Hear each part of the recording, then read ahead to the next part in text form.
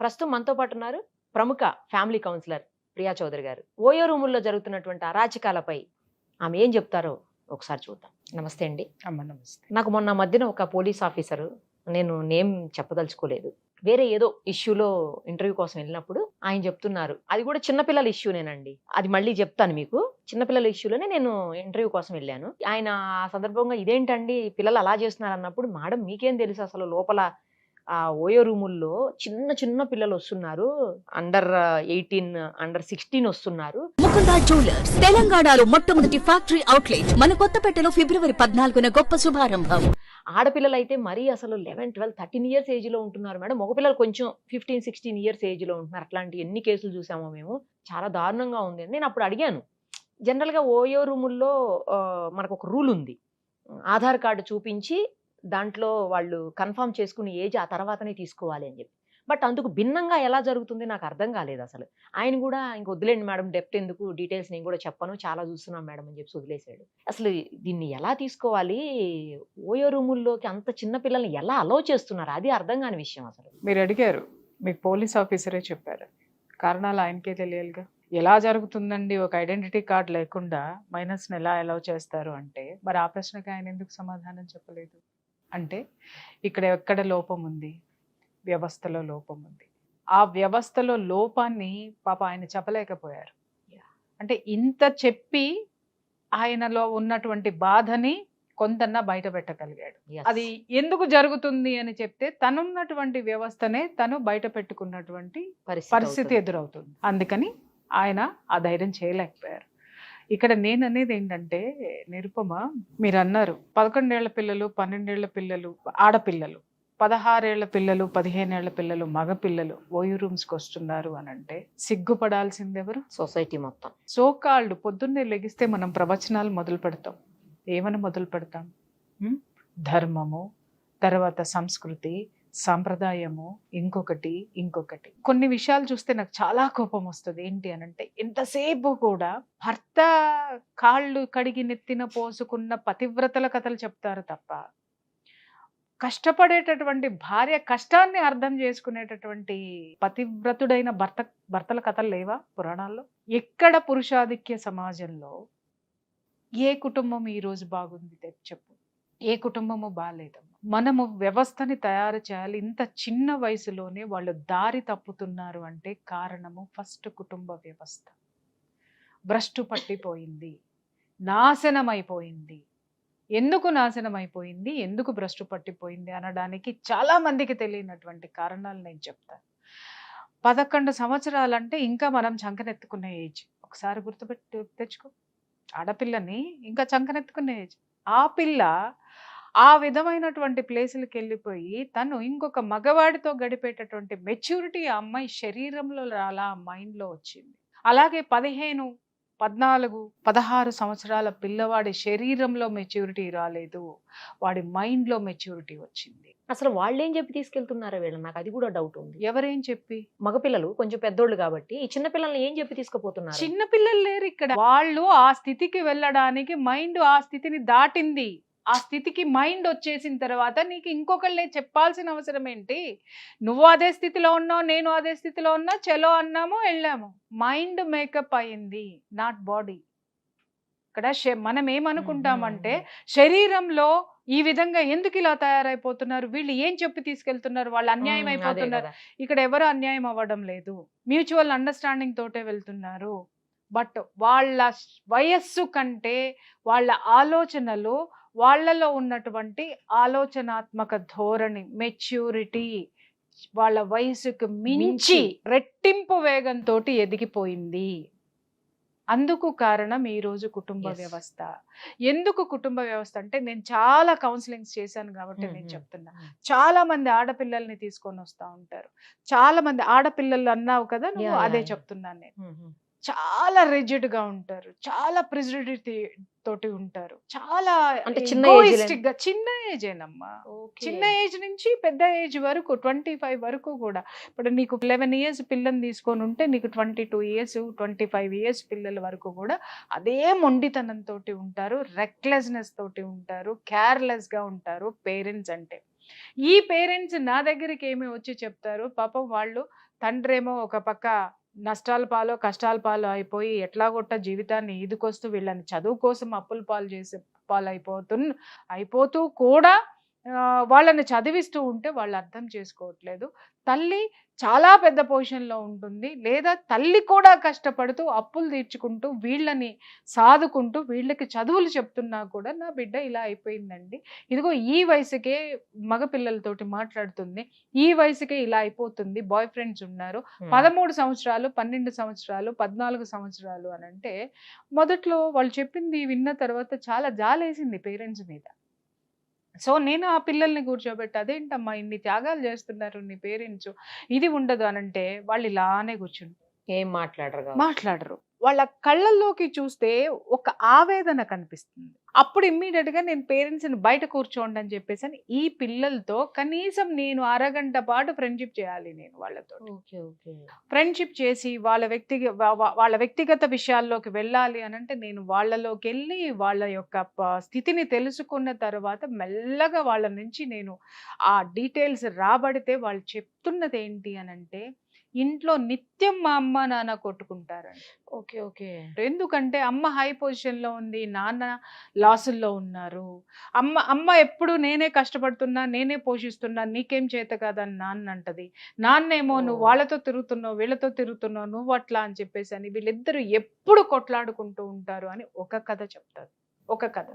ఇంకొక కథ ఏంటి అని అంటే, మా నాన్న పెద్ద బిజినెస్ మ్యాగ్నెట్ అండి, వ్యాపారస్తుడు, ఆయనకి బోల్డ్ మంది గర్ల్ ఫ్రెండ్స్ ఉన్నారు. మా అమ్మ 24 అవర్స్ మేము ఇంటికి వెళ్ళాము అంటే మా నాన్న ఎవరితో తిరుగుతున్నాడు, ఏం చేస్తున్నాడు, ఏమైతున్నాడు, ఇదే మా నాన్నని తిడుతూ ఇదే గొడవ మా ఇంటికి వెళ్ళేసరికి అమ్మ ప్రేమ అనేటటువంటిది మేము చూడలేదు. తర్వాత నాన్న వచ్చిన తర్వాత అమ్మకి ఈ విషయం తెలిసిన తర్వాత కొట్టుకోవటం, తిట్టుకోవటం, నానా గోల, ఇవన్నీ మా ముందే బూతులు మాట్లాడుకోవడం ఇవన్నీ జరుగుతున్నాయి. కొంచెం కూడా మాకు మనశ్శాంతి అనేది లేదు. అది ఒక స్టోరీ అయితే, ఇంకొక స్టోరీ ఏముంటుంది అని అంటే, ఇప్పుడు ఏదైనా వచ్చి ఇతను లాస్ అయితే కనుక నీ పుట్టింటి వాళ్ళు ఆదుకోలేదు, లేదా పుట్టింటి వాళ్ళని దుయ్యబట్టడం, ఇటు అత్తింటి వాళ్ళని దుయ్యబట్టడం, వీళ్ళు కొట్లాడుకోవడం. అరే పిల్లలు ఎప్పుడు ఇంటికి వెళ్దామా అని ఎదురు చూడడం మానేసి ఇల్లు తప్ప ఎక్కడికి వెళ్దామా అనేటటువంటి సిచ్యుయేషన్ కి ఈ రోజు కుటుంబ వ్యవస్థ ఆడపిల్లల్ని మగపిల్లల్ని రోడ్డు మీద పెట్టేశాయి. ఇక్కడ ఏం జరుగుతుందంటే, ఇప్పుడు నువ్వన్నావు మెచ్యూరిటీ రెట్టింపు ఎట్లా ఎదిగిందమ్మా, అది మనం ఇప్పుడు మాట్లాడుకోవాలి. ఇప్పుడు నువ్వు ఈ 11 ఏళ్ల పిల్లకి తల్లి కూర్చోబెట్టి, చూసావా మీ నాన్న దాంతో పోయాడంట, దీంతో పోయాడంట, అట్లా చేశాడు, ఇట్లా చేశాడు, నువ్వు మాట్లాడాలి, నువ్వు అర్థం చేసుకోవాలి, నువ్వు ఎదిరించాలి అని చెప్పేసి పిల్లకి మెల్లమెల్లగా ఇంజెక్ట్ చేస్తారు. ఎవరు? తల్లి చెయ్యదు. తల్లి చుట్టూ ఉన్నటువంటి వాళ్ళు అమ్మమ్మలో, లేకపోతే మేనమావలో, మేనత్తలో ఈ పిల్లకి ఎక్కువ అంటే నువ్వు ఆలోచించాలి, నువ్వు ఇంటికి నువ్వే పెద్దదానివి, నువ్వే చక్కబెట్టాలి, మీ నాన్న నువ్వే దారిలో పెట్టాలంటే మెల్లగా ఆ పిల్లలు ఏమవుతుందంటే, పెద్దరికం అనేది వయసుకి మించినటువంటి పెద్దరికాన్ని తెచ్చి పెట్టుకుంటూ ఉంటుంది. తెచ్చి పెట్టుకుంటూ ఉన్నటువంటి ఆ పెద్దరికము నాన్నని క్వశ్చన్ చేయటం దగ్గర నుంచి స్టార్ట్ చేసి, నాన్నని అదుపులో పెడితే నాన్నను ఒక మాట అనగానే నాన్న కొడతాడు, లేదా నాన్న తిడతాడు, లేదా కూతురు అంటే ప్రేమ ఉంటే నాన్న భయపడతాడు. అలా నాన్నని కంట్రోల్లో పెట్టాలి అని ఈ అమ్మాయి కొంచెం ఇనిషియేట్ తీసుకుని ఆ ఇంట్లో ఉన్నటువంటి పరిస్థితులను ఇనిషియేట్ తీసుకుంటూ అక్కడితోటే ఆగిపోతుందా వాళ్ళ మెచ్యూరిటీ? నాన్న కూడా అమ్మ గురించి చెప్తాడు, నువ్వు కూడా అమ్మకి చెప్పు, అమ్మకి ఇట్లా ఉండమని చెప్పు. ఇదే పెద్దరికం అన్నమాట. ఈ 11 ఏళ్లదే పోయి అమ్మకి చెప్తూ ఉంటది. అది చెబుతూ అటు నుంచి ఇటు నుంచి అటు వాళ్ళకి చెప్పి సర్ది చెబుతూ దీనికి వయసుకు మించినటువంటి మాటలు, వయసుకు మించినటువంటి ఆలోచనలు చేయాల్సినటువంటి పరిస్థితి అక్కడ వచ్చేస్తుంది. అయితే కుటుంబంతో ఆగిపోతుందా ఆలోచన?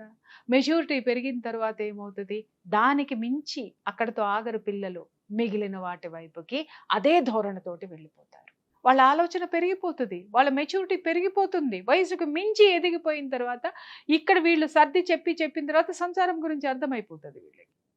అలాగే ఎంత చెప్పినా వీళ్ళిద్దరూ ఒకటి కారు, కొన్ని చోట్ల ఎంత చెప్పినా ఒకటి కారు, లేదా ఎంత జరిగినా కూడా ఇంకొక ప్రెషర్ చెప్తా, ఇది కుటుంబ వ్యవహారాలు. ఇంకొకటి ఏంటంటే, తండ్రి ఒక సాఫ్ట్వేర్ కంపెనీ CEO, తల్లి ఇంకెక్కడో ఏదైనా ఒక గవర్నమెంట్ ఆఫీసరు.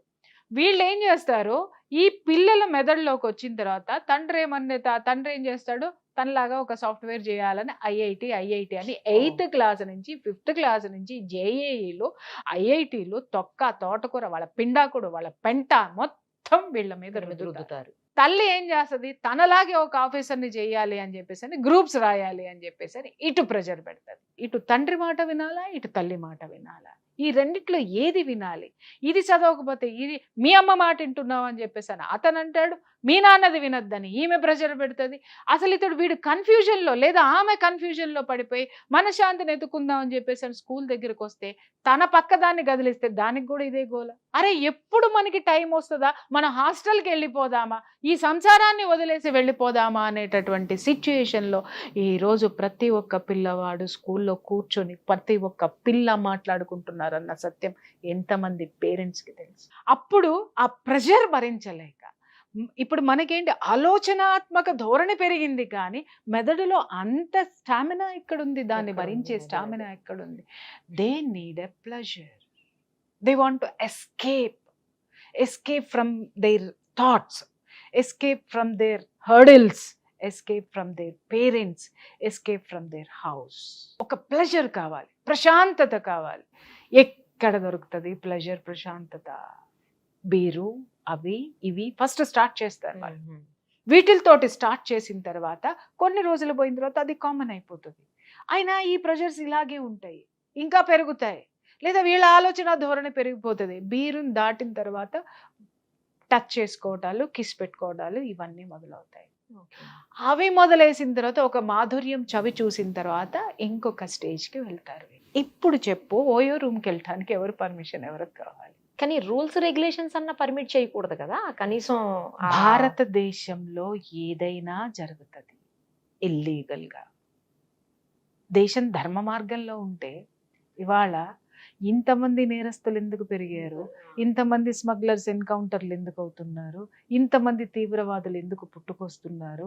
లేదా ఇవాళ నువ్వు ఒక సరుకు కొనుక్కొని అది ఎంత నాణ్యత ఉంది, అలాగే ఇవాళ ఒక ప్రొడక్షన్ పెరగడానికి మొర్రో అని కొట్టుకుంటున్నాము, అన్నీ కూడా పెస్టిసైడ్స్ వేసేసి విపరీతంగా పంటల్ని పెంచేసేసి, అంటే తక్కువ టైంలో ఎక్కువ లాభాలు రావడానికి నడవనటువంటి దారులు, సరికానటువంటి దారులు ఎన్నిటిల్లో నడుస్తున్నారు వాళ్ళు. అటువంటి భారతదేశంలో మనం ఉన్నప్పుడు ఇది సాధ్యం కాదని ఎంత అమాయకత్వంగా ఎంత జర్నలిజంలో ఉండి ఎలా అడుగుతావు నిరుపమ? అంటే చిన్న పిల్లల్ని చూసినప్పుడైనా కనీసం రూల్స్ రెగ్యులేషన్స్ గుర్తు రావాలి కదా యువతలోడికి. ఎవరికి గుర్తుకు రావాలి? వాడికి కేవలము గుర్తొచ్చేది వ్యాలంటైన్స్ డే గుర్తొస్తుంది. వ్యాలంటైన్స్ డే ఎందుకు గుర్తొస్తుంది అంటే ఆ రోజు ఆ సంవత్సరంలో వాడికి ఎక్కడైనా మైనస్ అయినటువంటిది, 6 నెలల్లో మైనస్ అయినటువంటిది, 3 నెలల్లో మైనస్ అయినటువంటిది ఈ వ్యాలంటైన్స్ డే రోజున నేను మొత్తం రికవర్ చేసేసుకోవాలని చూస్తాడు. కానీ నువ్వు 11 ఏళ్ళని తెస్తే ఎందుకు, 80 ఏళ్ళని తెచ్చుకుంటే వాడికి ఎందుకు? వాడు రూమ్ ఇస్తున్నాడు, దాంట్లోకి ఎవడొచ్చిపోతున్నాడు వాడికి ఎందుకు? అది కాక అతి గొప్ప జడ్జిమెంట్లు మనకున్నాయి. ఆ జడ్జిమెంట్ల అసలు విలువ తెలియదు జనాలకి. వాళ్ళకి జడ్జిమెంట్ ఎందుకు ఇచ్చింది, ఇద్దరు స్త్రీ పురుషులు వాళ్ళకి ఇష్టమైతే కలిసి ఉండొచ్చు అన్నది మాత్రమే పట్టుకుంటారు తప్ప ఆ ఒక లైన్కి ముందు ఆ లైన్ ఎందుకు చెప్పాడు అనడానికి 100 పేజీల కారణాలు ఉంటాయి. 100 పేజీల కారణాలు ఎవడైనా జడ్జిమెంట్ చదివే తీసుకోరు. అది తీసుకోకుండా నా ఇష్టం వచ్చినట్టు నేను పోతాను, సుప్రీంకోర్టు నాకు పర్మిషన్ ఇచ్చింది అని అంటే డాష్ పగులుతుంది. అర్థమైందా? ఆ ఒక్కదాన్ని ప్రపంచానికి చూపించి ఎంతమంది కాపురాల్ని తీసే ఆడవాళ్ళు ఉన్నారు, ఎంతమంది కాపురాలు కూల్చుకునే మగవాళ్ళు ఉన్నారు, ఎంతమంది ఇది అడ్డం పెట్టుకొని వ్యాపారాలు నడిపేటటువంటి హోటల్ రూమ్స్, ఓయో రూమ్స్ ఉన్నాయి. ఏది చేత కాదు ఈరోజు నిరుపమ, ఏదైనా సాధ్యమే. ఇప్పుడు మొన్న ఒక సినిమా వచ్చింది, అది ఏం సినిమా? అది KGF. అసలు KGF సినిమా ఒక రియల్ స్టోరీ అంటారు. నాకు తెలిసినంత వరకు అది రియల్ స్టోరీ. నేనైతే ఎక్కడైనా ఇప్పుడు పుట్టించారు కానీ ఆ స్టోరీ నాకు తెలియదు. ఓకే సరే, రియల్ స్టోరీనే అనుకుందాం. అసలు నువ్వు దాన్ని సినిమా తెరకెక్కించేంత గొప్పదనం దాంట్లో ఏముంది నాకు ఒక్కసారి చెప్పమ్మా. విపరీతమైన గ్యాంగ్ వార్లు. ఓకే. దాంట్లో వాడు బంగారు గని కోటకి వెళ్ళిపోయి దాన్ని సాధించేసి పేదలకు ఏమన్నా అన్నదానం చేశాడా, విద్యాలయాలు ఏమన్నా కట్టాడా, లేకపోతే దేశానికి ఇంకేమన్నా చేశాడా, లేకపోతే ప్రాజెక్టులు ఏమన్నా నిర్మించాడా? లేదు. వాళ్ళ అమ్మకి బంగారం ఇస్తానన్నాడు కాబట్టి ఆ గనుల్లోకి వెళ్ళాడు, అంతమందిని చంపాడు, తను క్రిమినల్ అయ్యాడు. చివరికి అంత బంగారం అందుకోవడానికి వాళ్ళ అమ్మ ఉందా? వాళ్ళ అమ్మ ఎప్పుడో చనిపోయింది.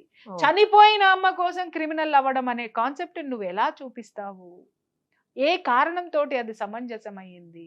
దాంట్లో గన్నులు చూపించాడు, హీరోయిజం చూపించాడు, దాంట్లో హింస చూపించాడు, యూత్ అట్రాక్ట్ అయ్యారు. దీన్ని ఎవడైనా సెన్సార్ వాళ్ళు ఏం చేస్తున్నారు? నువ్వు అన్నావు కదా 11 ఏళ్లను ఎలా అలౌ చేస్తారని. నేను అడుగుతున్నా, సెన్సార్ బోర్డు ఉంది ఇక్కడ నీకు రూల్స్ ఉన్నాయి. సెన్సార్ బోర్డు దీన్ని ఎలా అలౌ చేస్తుంది?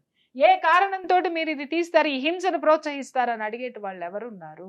ప్రశ్నించేవాడు ఉన్నా ఇంకొక గొంతుక కలిపేవాడు లేకపోవడం వల్ల నువ్వు ఏమైనా చెయ్యొచ్చు, ఏదైనా జరుగుతుంది ఇక్కడ. అది గుర్తుపెట్టుకో. పిల్లలు ఈరోజు ఇంత భయంకరంగా తయారవుతున్నారు అనంటే కారణం కుటుంబ వ్యవస్థే. ఆ కుటుంబ వ్యవస్థ ఒక నైతిక విలువలు లేవు. బంధం పట్ల వాడు ఆ కుటుంబానికి సంబంధించినటువంటి ఆడకి కానీ మగకి కానీ ఒక ధర్మం అనేది తెలియదు, ఒక వ్యవస్థ అనేది తెలియదు, బాధ్యతలు అంతకంటే లేవు. కుక్కల్లాగా కొట్లాడుకుంటూ. ఎప్పుడైనా సరే గుర్తుపెట్టుకోమ్మా, పిల్లలకి మన ప్రేమని ఇవ్వాలి తప్ప మన ఆలోచనల్ని ఇవ్వకూడదు. సలహా ఇవ్వచ్చు, గైడ్ చేయొచ్చు తప్ప గైడ్ చేస్తున్న నువ్వు నీ లోపల ఉన్నటువంటి లక్ష్యాలని, టార్గెట్స్ని, నీకున్న కోరికల్ని వాళ్ళ మీద రుద్దేసి నేను I'm your guide, I'm your ఇది అంటే వాళ్ళు భయంకరంగా ఎదురు తిరుగుతారు. ఇవే జరుగుతాయి ఈరోజు. ఈ సందర్భం ఇంకొక విషయం చెప్పాలండి. యాక్చువల్లీ ఒక పెద్ద సో కాల్డ్ స్కూల్స్ 2 కూడాను మన గచ్చిబౌలి ఏరియాలో ఉంటాయి. ఆ స్కూల్కి సంబంధించినటువంటి 15 మంది పిల్లలు 6th క్లాస్ నుంచి ఆల్మోస్ట్ 9th 10th క్లాస్ పిల్లల వరకు కూడా 15 మందిని ఈ సిగరెట్స్ కాలుస్తుంటే పోలీసులు కౌన్సిలింగ్ పిలిచారు. అసలు ఈ సిగరెట్స్ మనకి బ్యాన్ కదా, ఈ సిగరెట్స్ ఎట్లా వచ్చాయి అనేది ఒక క్వశ్చన్ అయితే, నాకు ఆ రోజు పోలీస్ ఆఫీసర్ చెప్పిన దానికి చాలా ఆశ్చర్యం అనిపించిందండి. ఆయన ఏం చెప్పారంటే, అసలు ఎట్లా వస్తాయి సార్ వాళ్ళ దగ్గరికి, వాళ్ళకి అంత ఇప్పుడు అవి కాస్ట్లీ ఉంటాయి, కనీసం 5,000 ఏమో మినిమం అంటది సిగరెట్. అంతంత డబ్బులు ఎక్కడి నుంచి వస్తాయి వాళ్ళకు? చిన్నపిల్లలు కదా, 6th క్లాస్ అంటే ఎంత అండి, 11 years బాగా అయితే. ఆ పిల్లలకి ఎట్లా వస్తాయి అంత డబ్బులు అంటే, ఏంటి మేడం వాళ్ళ పాకెట్ మనీ ఎంతో తెలుసా అని అడిగారు నన్ను ఆయన పోలీస్ ఆఫీసర్. ఎంత ఉంటుంది సార్ అంటే 1 lakh మేడం పర్ మంత్ అన్నారు. అంతే. నేను షాక్ తిన్నాను. చాలా మందికి శాలరీస్ కూడా ఉండవు కదండి, 1 month కి 1 lakh శాలరీ. నీకుండవమ్మా, కానీ పేరు మోసిన స్కూల్స్ లో ఉన్న వాళ్ళ పిల్లలకి ఉంటాయి. నీ పిల్లోడికి ఉండదు, నా పిల్లకి ఉండదు. ఇంత దారుణమా? 1 lakh పాకెట్ మనీ 1 lakh ఏంటండి? 1 lakh అంటే ఇక్కడ వాళ్ళ యొక్క బడాయి చూపించుకోవడానికి ఇస్తున్నారు, కానీ చివరికి వాళ్ళ పిల్లల్ని దేశానికి ఎందుకు పనికి రాకుండా తయారు చేస్తున్నారు. చివరికి వాళ్ళే పనికిరారు అన్న విషయము వీళ్ళకి తెలియడం లేదు. 1 lakh ఎందుకు ఇస్తున్నారు అని అంటే, నువ్వేమనుకుంటున్నావు? ఇవాళ రెస్టారెంట్స్ లో కొన్ని రెస్టారెంట్స్ లోకి వెళ్ళు, ఒక్కసారి నువ్వు వెళ్ళి ఒక బఫెట్ తిని వచ్చావంటే 5,000 ఒక బఫెట్. ఎందుకుంది 5,000 అంటే వాళ్ళలాంటి వాళ్ళ కోసం. ఇవాళ ప్రతిదీ రేట్లు ఎందుకు పెరిగాయి అంటే వీళ్ళ లాంటి వాళ్ళ కోసం పెరిగాయి. ఎందుకున్నాయి? మన మిడిల్ క్లాస్ భరించలేదమ్మా, మన మిడిల్ క్లాస్ భరించలేదు. బట్ ఎందుకున్నాయి ఇవన్నీ?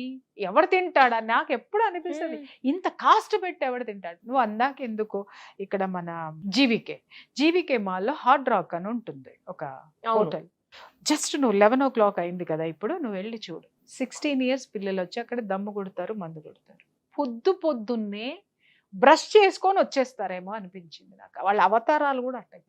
ఆ స్మోక్ జోన్ లో సిగరెట్ తాగేసి వస్తారు, ఇక్కడ కూర్చొని ఆ బీరో మరి బీరో బారో ఏం సస్తుందో తెలియదు ఎదురుగుండా పెట్టుకొని తాగుతారు. హ్యాపీ. ఎవరిస్తున్నారు? ₹1,00,000 ఏం చేస్తున్నారు అని అంటున్నావేంటి? ₹1,00,000 ఎందుకు పనికోసది? అక్కడ నువ్వు ఒక్కసారి ఆ బార్ లో నువ్వు బిల్లు కట్టి బయటికి రావాలి అని అంటే 25,000 ఒక రోజుకి అవుతుంది.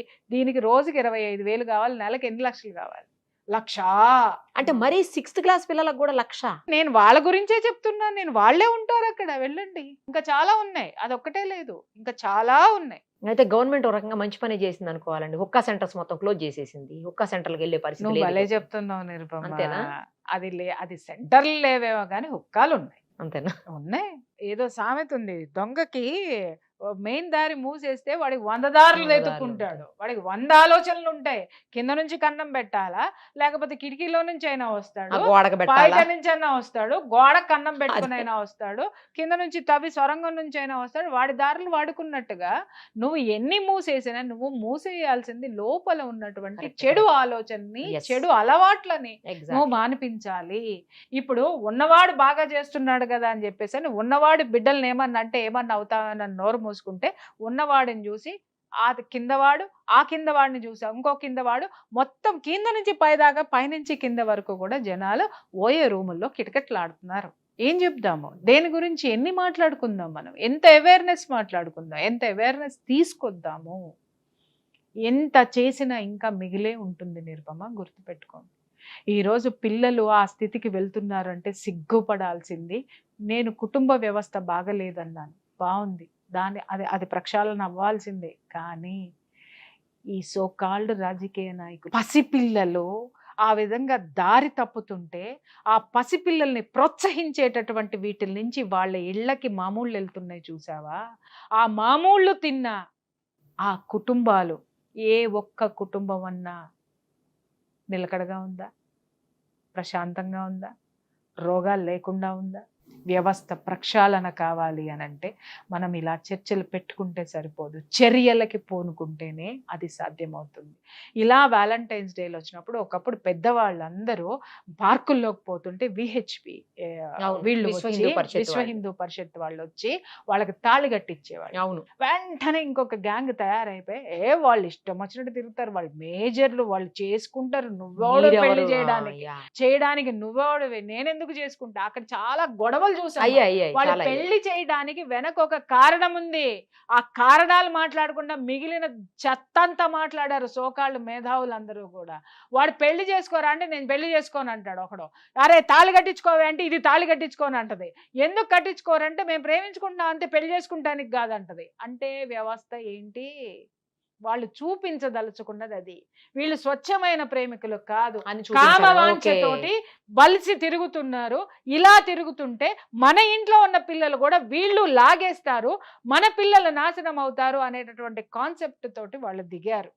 అయితే థైమని వీళ్ళు లేచేసి మీరెవరు తాళి కట్టడానికి, మీరెవరు ఇది చేయడానికంటే ఇవాళ అదే మీరు అడ్డుకున్నటువంటి అదే వాయిస్లు ఈరోజు 11 సంవత్సరాల పిల్లలు ఓయో రూముల్లోకి వెళ్తున్నారు. మేధావుల్లారా దయచేసి దాని గురించి కూడా మాట్లాడండి. దయచేసి ఐఎమ్ రిక్వెస్టింగ్ యూ ఆల్.